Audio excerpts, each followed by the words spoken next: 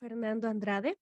El doctor Fernando Andrade es magíster en gerencia e instituciones de salud, especialista en medicina familiar y comunitaria, docente de semiología y fisiopatología y clínica de simulación de la Universidad Central del Ecuador, docente del posgrado de medicina familiar en la Universidad Central del Ecuador también. El día de hoy nos acompaña con el tema uso de técnicas de simulación en la enseñanza médica. Doctor, sea bienvenido. Le damos paso para su presentación. Muy buenas noches con todos. Me permiten, por favor, un segundo para poder compartir.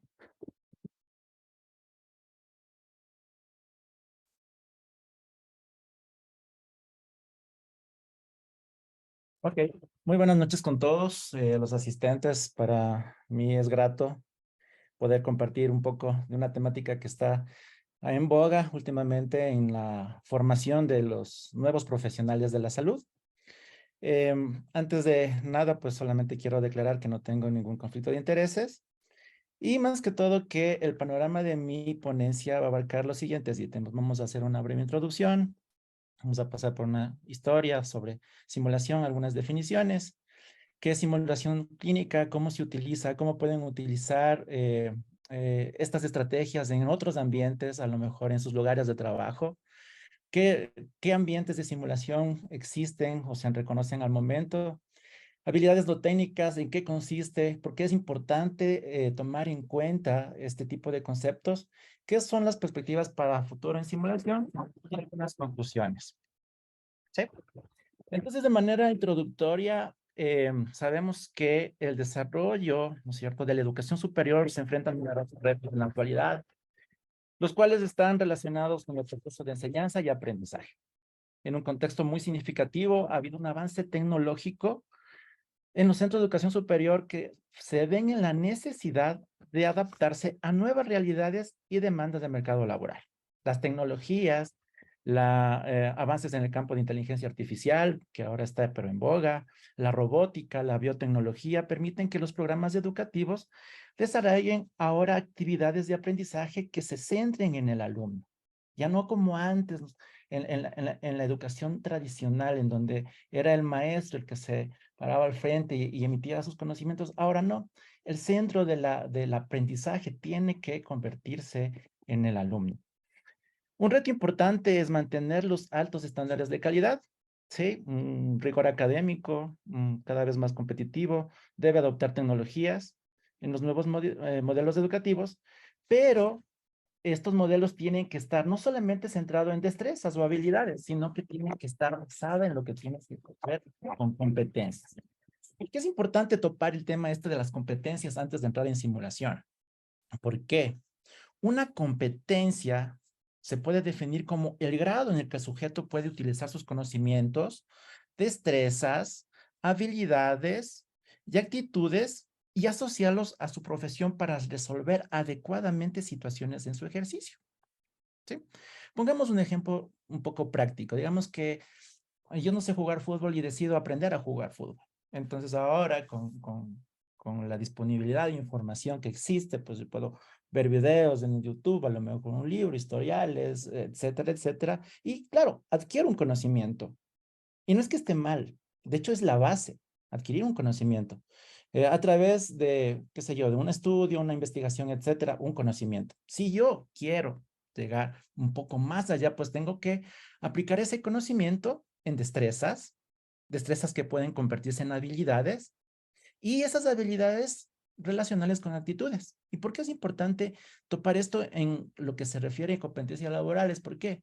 Porque en el mercado existen ahora un sinnúmero de cursos, de oferta en redes sociales, en donde se oferta, vale la redundancia, ciertas competencias que no necesariamente cumplen la normativa. ¿Sí? Entonces, si bien es cierto, conocimiento, destrezas, habilidades y actitudes forman parte de crear una competencia es un poco más complejo. ¿Sí? Por ejemplo, una especialidad que tendría que ver con competencia laboral. ¿Ya? Es muy conocido lo que se llama la pirámide de Miller, en donde no solamente, como ustedes pueden ver, es saber, ¿no es cierto?, que es la base, ¿sí? Y de hecho, la formación académica implica las evaluaciones escritas, que alguna vez pasamos por eso, las de opción múltiple, de las de primicia de razón, etcétera. Pero ir un poquito más arriba es saber cómo hacer. Y el saber cómo hacer ya implica inclusive evaluaciones orales en donde yo puedo describir ciertos procedimientos o habilidades. El siguiente escalón es demostrar. Y el demostrar sí ya está relacionado con comportamiento en ciertos ambientes contextualizados, ¿sí? Es demostrar lo que uno es capaz de hacer. Y aquí entra la simulación, ¿sí? La simulación y la simulación médica en sí. ¿Para qué? Para que al final del escalón, pues, podamos ya desempeñarnos en situaciones reales, ¿sí? Mediante la observación directa o la evaluación por pares o un registro de resultados, que es lo ideal para una competencia profesional. Entonces, la simulación nos ayuda en este proceso, ¿sí? Una, una gráfica muy clásica, bueno, y que creo que muchos de ustedes, a lo mejor en el internado o en sus profesiones ya pasan. Tengo un paciente crítico, el médico dice una cosa, la enfermera dice otra cosa, los técnicos de apoyo dicen otra cosa. Aparte, el paciente como tal ya viene grave, hay un caso. Entonces, ¿qué es lo que pretende la simulación? Es simular, representar algo, imitar algo que no es, tal vez sustituir o ampliar las experiencias reales a través de experiencias guiadas, que esa es la cualidad de la simulación. Tratar de equivocarnos acá para tratar de evitar errores con nuestros pacientes. O no necesariamente con nuestros pacientes, sino con nosotros mismos, porque ya como vamos a ver, el tema de simulación está muy ligado con la seguridad, ¿sí? Evocando o replicando aspectos sustanciales en el mundo real. La simulación médica en sí es situar al estudiante o al profesional, porque podemos tener, tener varios aspectos o varios tipos de gente que están recibiendo estas capacitaciones en un contexto que imite un aspecto de la realidad técnica. ¿Sí? Es una técnica más no una tecnología. Ustedes en la gráfica pueden ver uno de los simuladores que son más actualizados de Pediatric, el HAL, en donde inclusive esa mirada acusadora o intimidante, ya poco a poco con la tecnología se va replicando cosas exactas. O en la segunda gráfica, esa, esa fases de asombro de que algo me están haciendo, que prácticamente sé que muchos de ustedes haber pasado en la vida real. Entonces, ¿qué es simulación clínica? Según la definición del Center Medical Simulation de Cambridge, Massachusetts, es una situación o escenario creado para permitir que las personas experimenten una representación de un acontecimiento real, con la finalidad de practicar, aprender, evaluar, probar o adquirir conocimientos en sistemas de actuaciones humanas. ¿Sí? Entonces, claro, ¿desde dónde empieza el tema de la simulación médica? Bueno, desde los años 1700 se dice que existió el primer simulador moderno, que era un capacitador de tareas interactivos con una pelvis humana en donde se veía un bebé, bueno, donde se practicaba, como digo, el descenso de un bebé que estaba prácticamente muerto. En 1927 se pone en funcionamiento lo que es los simuladores de vuelo y creo que bueno, a lo mejor algunos de ustedes, o no sé, en una época atrás jugábamos un juego muy conocido, se llamaba el Flight Simulator, se llamaba. Entonces, en donde la simulación de volar implicaba tener cierta destreza. Y es estas actividades en estos años que permitieron el desarrollo ya de lo que sí es clínica de simulación. En 1968 se introducen los primeros simuladores. Ahí está el famoso y conocido Rusian, que como ustedes pueden ver aquí en la gráfica, Rusian fue, bueno, hay una historia previa con ella. De hecho, se dice que la faz, y es la forma de su carita, fue tomada de de un retrato de una persona que fue encontrada fallecida en un río en Francia. Por eso es que ustedes van a ver en las redes que Lucy Ann es considerada como la mujer más besada del mundo, porque al inicio fue considerada este maniquí como parte de las capacitaciones del RCP. ¿Sí? El famoso y conocido Harvey, que fue como un maniquí que tenía prestaciones de examen físico cardiológico. Pero ya es en el 2000 en donde se desarrollan ya programas reales con maniquís y con el aparecimiento de la computación, pues ahora tenemos cosas increíbles. sea, tecnología de simulación computarizada, realidad virtual, realidad aumentada, realidad mixta, que, bueno, vamos a tomar así unas pinceladas más adelante. Entonces, como les había dicho, la simulación clínica está muy de la mano con la seguridad, no solamente del paciente, sino del médico.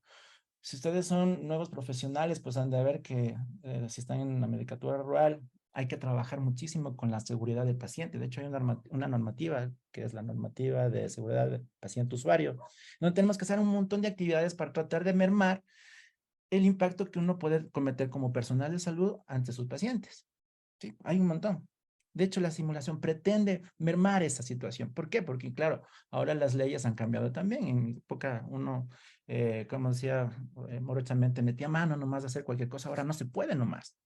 De hecho, en la formación del pregrado, medio difícil es que ahora el externo o que inclusive hasta el interno haga ciertos procedimientos. En otra época no había, porque las leyes han cambiado y por eso es que el sentido de la simulación. Pero no solamente es la seguridad del paciente la que nos preocupa, también es la seguridad del médico, porque si es algo que nos ha dejado la pandemia como enseñanza, es de que necesitamos trabajar en ambientes simulados en seguridad ocupacional. Un caso muy concreto, el solamente colocarnos una prenda de protección, por ejemplo, ¿sí? Si yo, por ejemplo, tomando el ejemplo anterior, decido, por ejemplo, aprender a jugar fútbol, hago destrezas, tengo habilidades, tengo conocimiento, pero si no hay alguien que guíe, un entrenador que me pueda guiar en corregir tal vez el ángulo de tiro del balón o tal vez corregir la técnica, no sé, de colocar o de realizar un tiro libre, pues esas habilidades y competencias, esas habilidades y, perdón, destrezas o conocimiento, pues se puede ver mermado o no pueden cumplir lo que es una competencia. ¿Sí? Entonces, la seguridad del paciente, la seguridad del médico, tratan de articularse con lo que es simulación clínica. ¿Sí? De hecho, hay un artículo muy famoso publicado, ¿sí?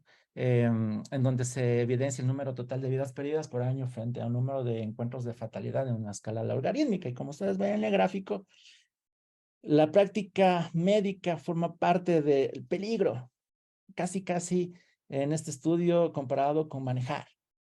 Entonces, claro que necesitamos trabajar en este sentido.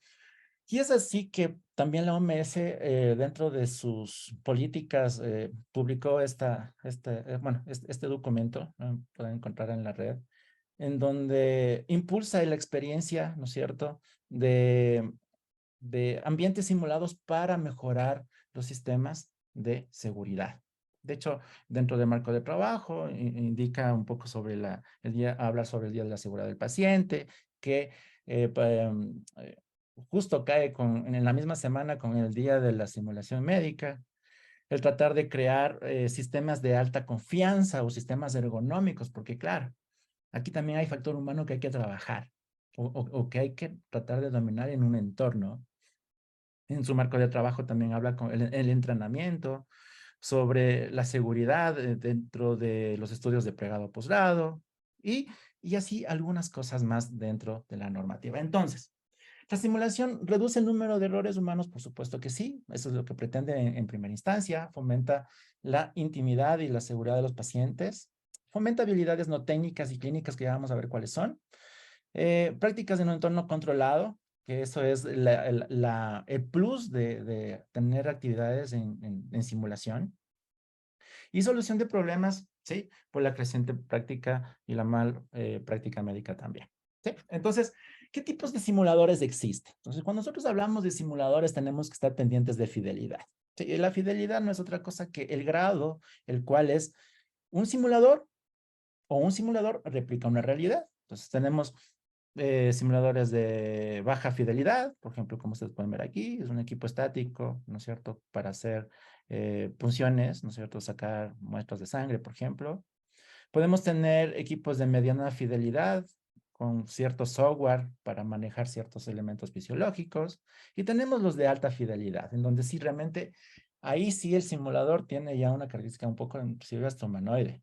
Y de hecho se utilizan tecnologías de eh, informáticas, ¿sí? Que pretenden dar la mayor realidad posible. Pero ¿cuál es mejor, cuál es peor? No, depende. Depende. Si un profesional o un estudiante de medicina está empezándose a formar, el, el, el equipo que necesita no va a ser uno de alta fidelidad, sino uno de baja fidelidad. Conforme a lo mejor pasa su formación, pues tendrá que, ¿no es cierto?, formarse en equipos de alta fidelidad, una especialidad, por ejemplo, una subespecialidad, pero por supuesto en equipos de alta. Entonces, todo depende también del lugar, del espacio y de las características y de los objetivos de aprendizaje que nosotros queramos tener. ¿Ya? Entonces, así clasificamos a los simuladores. De hecho, hay algunos usos. Mira, tú tienes de baja fidelidad para colocar vías, catéteres centrales, intubación, punciones lumbares, ecocardiograma. Inclusive, bueno, como ustedes pueden ver aquí en la gráfica, esos son nuestros simuladores de la Universidad Central. ¿Sí? Entonces tenemos un simulador para ruidos cardíacos. De hecho, este fantoma de cuerpo completo para TAG lo utiliza mucho radiografía. Entonces aquí se hace una réplica de las muestras radiográficas o tomográficas que pueden tener. De hecho, es uno de los pocos que hay en Sudamérica y bueno, estamos un poco orgullosos de eso también. Sin embargo, mira que los equipos de alta fidelidad ya están más relacionados para certificaciones un poco más complejas, como por ejemplo un PALS, un ACLS, un ATLS, que nos ayudaría muchísimo. ¿Sí? Entonces, así clasificamos a nuestros simuladores. Aquí un poquito más de lo que tenemos. Aquí está la Psycho, que es un simulador en donde uno puede por medio de computadora eh, provocar ciertos estímulos fisiológicos como dilatación pupilar puede ser una taquimia, una bradimia, etcétera. El simulador de entrenamiento obstétrico, lo utilizan muchísimo nuestras compañeras obstetrices, y así, prácticamente. ¿Ya? Entonces, este es nuestro simulador, el más avanzado que tenemos, el Siemens 3G, en donde prácticamente aquí hacemos ya simulaciones con pacientes ya un poco más complejos, con realidades un poco más desarrolladas también por su equipo. ¿Sí? Entonces, solamente para que lo puedan en algo conocer. ¿Ya? Entonces, hemos visto un poco sobre las definiciones, sobre qué es, cómo se hace en un ambiente de simulación. ¿Y por qué he querido topar ese tema ahora? Porque no necesariamente tú deberías estar en un establecimiento o una clínica de simulación para tratar de realizar ciertas prácticas simuladas. No necesariamente. Si tú estás trabajando o estás en un establecimiento de salud, del ministerio, del IES, pues vas a ver que la capacitación constante personal es importantísima. Si estás en la rural más aún, vas a tener que capacitar de claves obstétricas, vas a tener que capacitar de ciertas normativas. Por ejemplo, aquí en Coordinación Zona 9 tenemos la normativa de código rojo, por ejemplo, ciertas enfermedades que necesitas que tu equipo de trabajo pues funcione de una manera tal para que tu paciente que está grave, ¿no es cierto?, que necesita estabilizarse, pues salga de la manera más adecuada, ¿no es cierto?, y lo más rápido posible. Entonces, no necesariamente esto se enfoca a clínica de simulación, que debería ser así, pero debe tener la información un poco más allá. Entonces, ¿cómo se hace un entrenamiento en un modelo de simulación? Existe un personal que al inicio solamente tiene el conocimiento de qué es lo que hay que hacer, pero dentro de la instrucción tenemos algunas fases, ¿sí? La parte teórica, necesitamos introducirnos a conocer cómo funciona el simulador, ¿sí? Necesitamos también una parte en donde haya personal en donde esté organizando que todo esto funcione de una manera adecuada. La parte de escenario, el debriefing, que vamos a toparlo un poquito más adelante, ¿sí?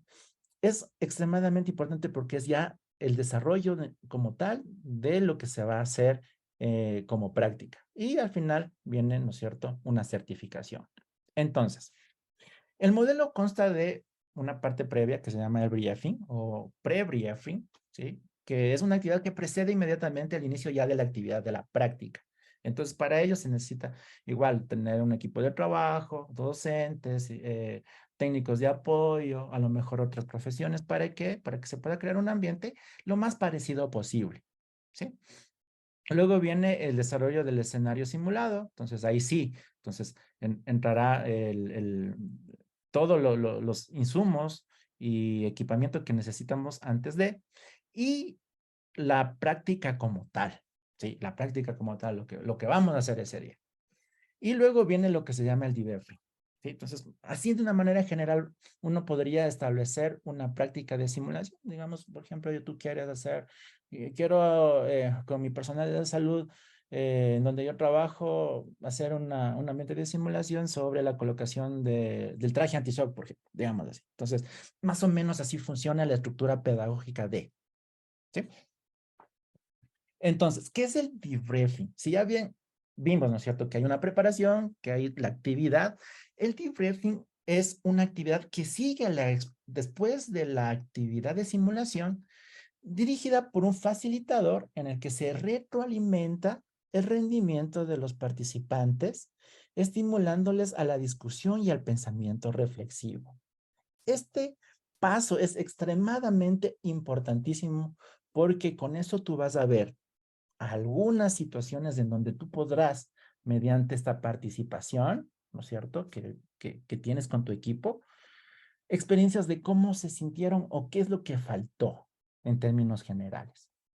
En otras palabras, es importante, ¿por qué el debriefing en un ambiente de simulación? ¿Es por qué? Porque promueve una práctica reflexiva, ¿sí? Entonces, ¿cómo tú estructuras un debriefing? Y volviendo a topar para que me sigas el hilo. El debriefing es el después de que yo hice la práctica. Porque no es que necesitamos hacer práctica para que los estudiantes o los profesionales se equivoquen, porque uno va a aprender más de esas equivocaciones, más de los aciertos.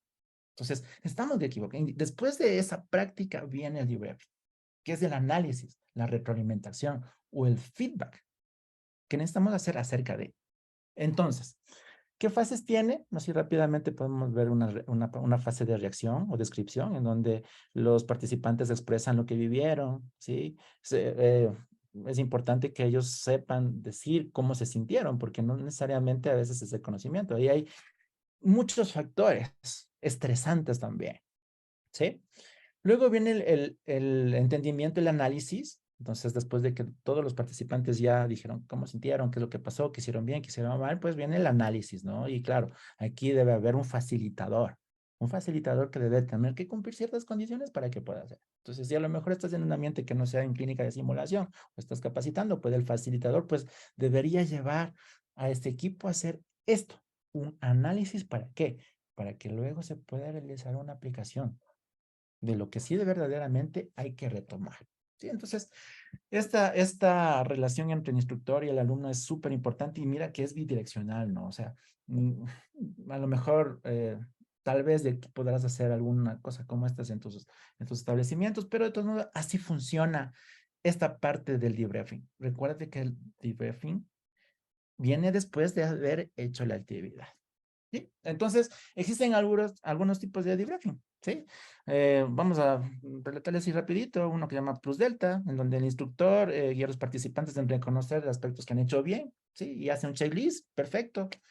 Otro tipo de debriefing es lo que se llama con buen juicio, que, bueno, ahí se exploran perspectivas del participante y instructor y expone en modo abierto lo que hicieron bien, ¿sí? Hay uno que se llama estructurado con apoyo, entonces aquí se estimula más bien que el facilitador estimule a que los estudiantes recapitulen los eventos que pasaron, ¿sí? Entonces mira que son procesos pedagógicos que hay que toparlo, porque no ves que estamos tratando de construir competencias, porque ya las destrezas, habilidades de algunas a lo mejor ya lo tienes, ¿sí? Existe otro método que se llama el método diamante, entonces igual, ¿no es cierto? Hay una descripción de una fase en donde se llega a un acuerdo con los participantes para que puedan todos en conjunto sacar una sola conclusión.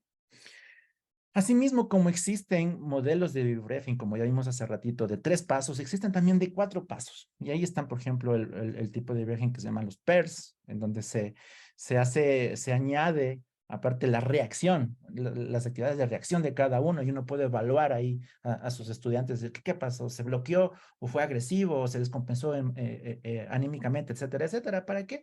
Para poder, ¿no es cierto?, hacer la retroalimentación adecuada. ¿Ya? Entonces existen algunos.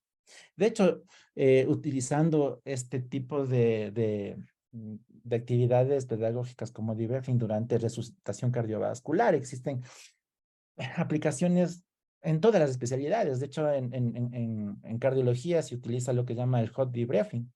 Y este proceso va de la mano en el momento en donde se hace resucitación cardiovascular, en donde el facilitador va a tener que utilizar esta experiencia después de una resucitación en una fase temprana, llevado por un miembro del equipo. Veremos reacciones del equipo después de una reanimación, porque están fresquitos, están nerviosos ahí. Entonces, el facilitador dice, bueno, ¿sabes qué? Analicemos qué es lo que pasó, ¿ya? Incluso en el hot debriefing, que es después de ese momento, ¿no? Después de haber hecho una reanimación, incorpora elementos como disponibilidad del equipo, velocidad de llegada del equipo de reanimación al sitio del evento. Imagínate, podemos aplicarlo esto ya en cada una de las especialidades. Se habla del cold debriefing dentro de este mismo contexto, ya cuando ha pasado algún tiempo, después de a lo mejor días, semanas, en donde se analiza nuevamente qué es lo que pasó. Y claro, eso también tiene otras ventajas, porque claro, después de haber pasado una brecha de tiempo, le da a los participantes a desarrollar, ¿no es cierto? O a asimilar ciertos conceptos que a lo mejor pasaron por alto. Entonces, esto ya no necesariamente tú tienes que hacerlo en una clínica de simulación, pues hacerlo en tu pase de visita, en tu práctica diaria. ¿Sí? Entonces, así se maneja ahora. Lo mismo pasa en las quirúrgicas. De hecho, se hace listas de verificación en salas de quirófano y eso se conoce como el time out, en donde se debería hacer el checklist de medicina, exámenes preparatorios, etcétera, antes de un procedimiento quirúrgico. O a lo mejor documentar procedimientos, ¿sí? Que se realizan después de las indicaciones posteriores de una operación. Entonces se llama sync out. ¿Sí? Entonces, todas este tipo de cosas se pueden aplicar ya en los contextos, ¿sí? De cada una de las especialidades.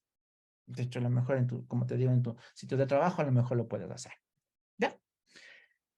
Del debriefing en simulación nace lo que se llama el debriefing clínico, ¿sí? Que es prácticamente lo que a lo mejor muchos de ustedes han de haber hecho en sus clases de visita como estudiantes de medicina, de internado, rurales, o en su posgrado, que es una conversación entre varias personas para revisar un evento real, ¿sí? Ahora se denomina debriefing clínico. De hecho, la OMS reconoce a estas actividades como parte de las tareas que deben cumplir, ¿no es cierto?, los profesionales de salud cuando están en ciertos entornos de trabajo, ¿sí? Entonces, mira que dentro del debriefing clínico está no solamente relacionado el paciente, ¿sí? Está relacionado el equipo y cómo este equipo rinde ante alguna situación. Existen numerosos estudios. Hay harta biografía que avala que esto tiene alto impacto. Estudios, por ejemplo, en reanimación cardiopulmonar, pues, que ha sido como una de las especialidades que más han aplicado este tipo de herramientas para la formación de sus profesionales. Existen un montón de herramientas de debriefing clínico. Les pongo a colación una de las muchas, es la herramienta TALC, que es una de las más conocidas, existen muchas, ¿sí? ¿Y qué implica esta herramienta TALC? Sí, tú ves desde el acrónimo de una serie de pasos que se deben seguir en un ambiente no necesariamente simulado. Mira que esto puede hacer en tu pase de visita o en tu cambio de guardia, ¿ya? En donde tú puedes marcar un objetivo, un target, ¿no es cierto? En donde puedes decir en qué podemos hablar, en qué podemos mejorar en cuanto a la seguridad de un procedimiento que se hizo en la noche, en la guardia o lo que se va a hacer. Compartir la perspectiva o elegir un punto para analizar. La A es el análisis, ¿no es cierto? En otras palabras, ¿en qué contribuyó a que ocurriera esta situación? La L es de learning, puntos de aprendizaje que hemos aprendido después de lo que pasó, tal vez de la renovación, no sé, de un shock obstétrico, por ejemplo. Y la K es de acciones, ¿sí? ¿A quién va dirigido? Pues a todos puede hacer esto, pero la estrategia tal va incluido con ciertos valores, que tiene que ver con actitud constructivista, ¿sí? O sea, no es necesariamente el evaluar un equipo de trabajo y tratar de que, bueno, nuestro equipo más bien merme sus ánimos o a lo mejor se siente herido por a lo mejor la falta de capacidad o de estrés o de conocimientos. No, al contrario, se supone que aquí esta herramienta lo que nos ayuda es tratar de fomentar, ¿no es cierto?, una mejor dinámica de equipo, que es súper importante. Esto puede tener un montón de connotaciones. Voy a presentar solamente un par de minutos un video para que puedan entender cómo se utiliza la herramienta tal en los entornos, no necesariamente de simulación, sino en los entornos que ustedes pueden estar. Voy a poner unos minutitos y voy a cortar el video para no pasarme mucho del tiempo. Los traslados al TAF siempre dan problemas. Es que pita todo, las alarmas, el ventilador, el monitor. Pues yo creo que es un buen momento para hacer un debriefing y comentarlo entre todos. ¿Os parece? Muy bien, vamos, cogemos la tarjeta. La de Así. TOC.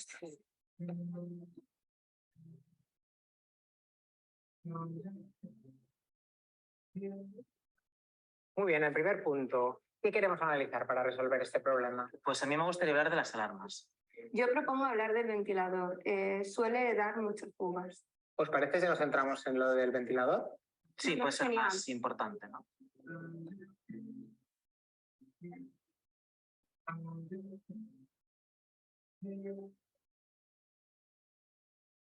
Vale, ya tenemos tema. Entonces, vamos a analizar. Siguiente punto. ¿Qué causas han contribuido a que ocurra esta situación con el ventilador? Yo diría que una de ellas es que el ventilador este es mucho más simple y es difícil de ajustar. Para este tipo de pacientes que es más complejo. Ujú. Sí, y además, por ejemplo, las alarmas y los parámetros del ventilador también se pueden ajustar y entonces quizás podamos hacerlo antes de que llegue la camilla de traslado. Y, por ejemplo, algo que siempre me confunde bastante es el tema de las tubuladuras, que son bastante diferentes en este ventilador que en el nuestro habitual de UCI, y eso nos genera un poco de confusión, creo. Si el sensor de flujo de este ventilador está fuera, entonces si lo colocas al revés, puede dar error en el ventilador y suena una alarma bastante fuerte. Puede ser que uno de los problemas sea ese. Sí, yo encuentro interesante hablar sobre el tema de las tubuladuras porque suelen fugar y vamos pitando todo el camino. Y el tema del trigger, yo no tengo claro qué tipo de trigger es, ¿no? Y a veces nos ha empezado a autociclar el paciente conforme íbamos en el ascensor y pues un problema grave. Vale, pues ¿qué os parece si pasamos al siguiente punto? ¿Cómo podemos mejorar la próxima vez? A ver, yo os propongo comprobar el funcionamiento antes de salir. Y quizás podamos revisar el tema de alarmas y de parametrización del ventilador en función de la patología del paciente, también como dice Rocío, antes de salir, ¿no? Antes de conectar al paciente.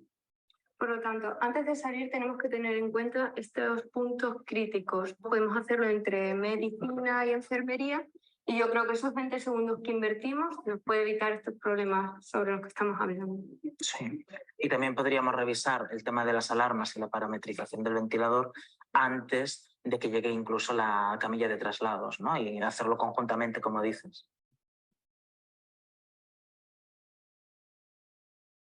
Sí, pues ¿os parece si pasamos al siguiente punto, que es la L de Learning Points? ¿Qué hemos aprendido como equipo de esta experiencia?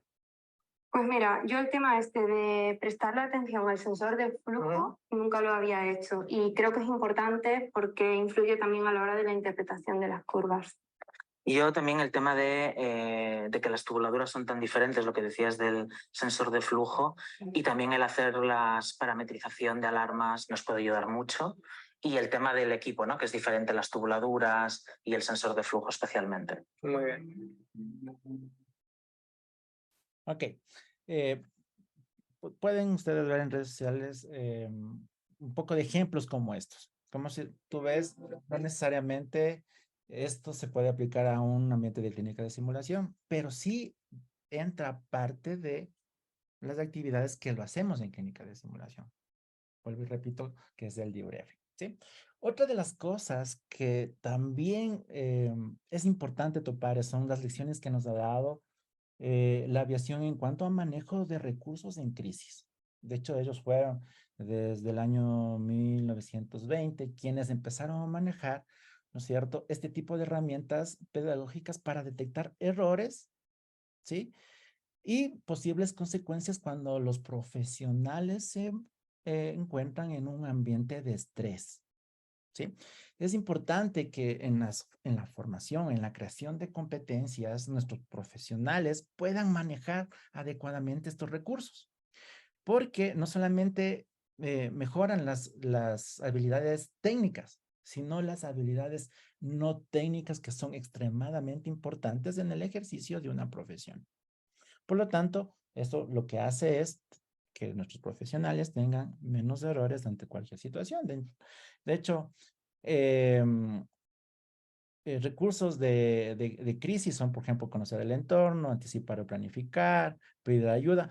Ojo, liderazgo, saber dirigir, tal vez una escena, tal vez una situación o un protocolo, saber distribuir la carga de trabajo, movilizar los recursos disponibles, una comunicación efectiva, utilizar adecuadamente la información disponible en un ambiente de estrés, cómo tratar de evitar o manejar los errores que pueden haber en ambientes complejos de pacientes críticos, por ejemplo, etcétera, etcétera. Entonces lo que nos enseña el manejo de recursos en crisis son competencias que a veces no son tan técnicas o no técnicas para que, ¿no es cierto?, el profesional pueda tener un adecuado manejo de sus pacientes. De hecho, existen un montoncísimo de herramientas de evaluación para habilidades no técnicas. Aquí te pongo un ejemplo, lo que hacen dentro de la Sociedad Americana de Anestesistas es esta escala, ¿no es cierto? Mira, administración de tareas, trabajo en equipo, evalúan situación de conciencia, toma de decisiones. Y si es que hay marcadores para un buen comportamiento, o a lo mejor marcadores para un mal comportamiento o para malas prácticas, ¿sí? Entonces, mira que hay cosas que trabajar ahí. Y eso también pretende hacer la simulación, ¿ya? Listo, entonces cerrando el punto de cómo se hace un ambiente de simulación, la otra es, si ya vimos los equipos, hablamos de fidelidad, ¿no es cierto?, en equipos, que es el grado de que el equipo tiene cierto parentesco con la realidad. También hablamos de centros de simulación y complejidad, entonces acá hay un montón de opciones. Nuestras universidades acá en el Ecuador, de hecho, están ya trabajando en eso. Hay ambientes en donde se ven salas de urgencias, de quirófano, de reanimación, de sala de partos, etcétera. Entonces, igual, debe haber un equipo que esté, obviamente, un biotecnólogo que esté haciendo todo el mantenimiento y el adecuamiento de esto, ¿no? Entonces, para pasar. Entonces, ¿qué modalidades tú tienes en simulación clínica? Ya vimos cómo se hace, ya vimos qué herramientas hay, qué herramientas pedagógicas se puede utilizar. Entonces, ¿qué modalidades hay? A lo mejor a ti te interesa inmiscuirte en este mundo que es súper interesante y que tiene una proyección hacia adelante muy, muy increíble. Entonces, ¿qué modalidades hay? Hay lo que se llama la simulación híbrida, en donde existen dos tipos de modalidades. Puede ser un simulador más un paciente estandarizado, que también es otra manera de poder, ¿no es cierto?, adquirir competencias, el paciente estandarizado, ¿ya? Simulación de un caso nuevo, que se utiliza por lo general en pacientes o actúan actores reales de una enfermedad que es poco frecuente. Simulación de pacientes estandarizados, que es algo de lo que se utiliza muchísimo para hacer el análisis de casos clínicos específicos, como tú puedes ver, ¿no? Acá tenemos una híbrida, mira, estamos utilizando el simulador y un paciente estandarizado a un actor, ¿no? ¿Qué otras más tenemos? Lo que se llama simulación in situ. Y de hecho, la simulación in situ corresponde a escenarios reales, con equipo e infraestructura real, con talento humano real, en un ambiente real, a lo mejor en tu sitio de trabajo, como ya lo habíamos mencionado.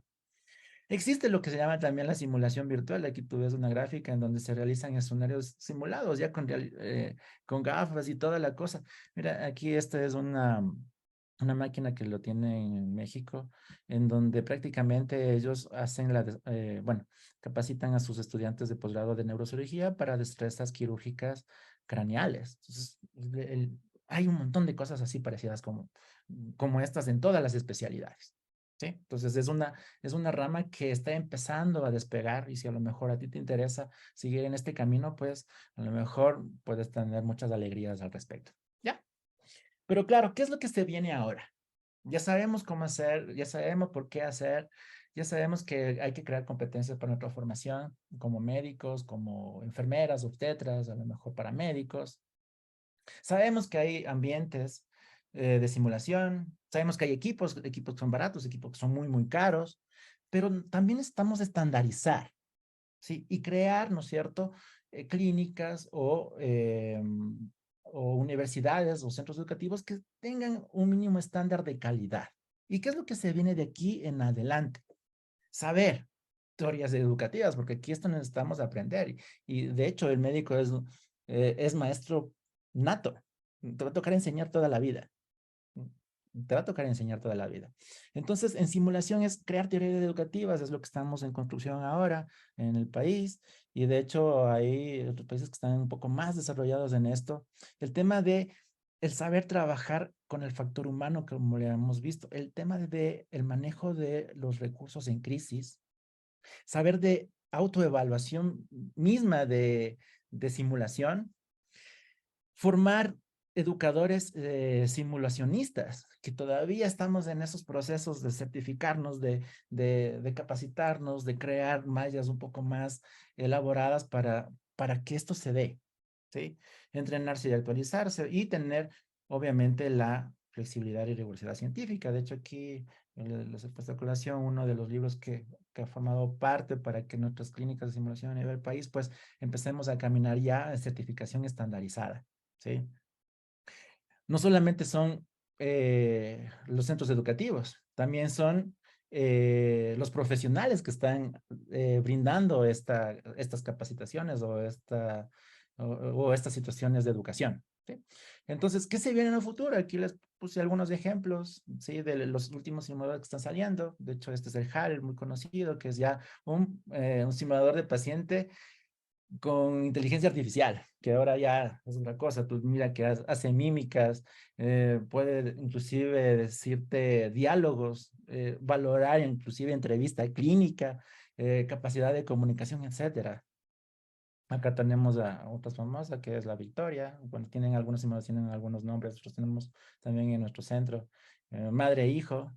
Sí, entonces dentro de ambientes simulados, que por ejemplo ahora, por ejemplo, con el tema de interculturalidad, con el tema de, no sé si algunos de ustedes están dentro del Ministerio del Examen y esas cosas, que nos ayuda un poco a tener una fase previa de entendimiento antes de que ustedes lo puedan aplicar. ¿Sí? Entonces, como conclusiones, la simulación provee una oportunidad para que los estudiantes practiquen sus habilidades e integren el conocimiento, comunicación. La simulación puede ayudar a preparar competencias clínicas, por supuesto que sí. Acuérdate que en tu formación vas a tener que llegar a eso, a las competencias. Bien están las habilidades, bien está el conocimiento, bien están las destrezas, también están las actitudes y conjunto eso es una competencia. Y hacia allá debes apuntar. El debriefing es una herramienta con gran versatilidad en la manera de usarse. Tú viste que el debriefing no solamente es para clínica de simulación, el debriefing lo puedes aplicar en todos los contextos, en pregrado, en posgrado, en especialidad, subespecialidad. Todo depende de cómo tú formes a tu equipo de trabajo desde la parte más operativa, ¿ya? Los programas docentes de ciencias de la salud deben incorporar en sus currículos estándares de práctica docente y más que todo que la simulación es una gran oportunidad para trabajar en docencia con calidad. Entonces, y tener obviamente resultados como ellos.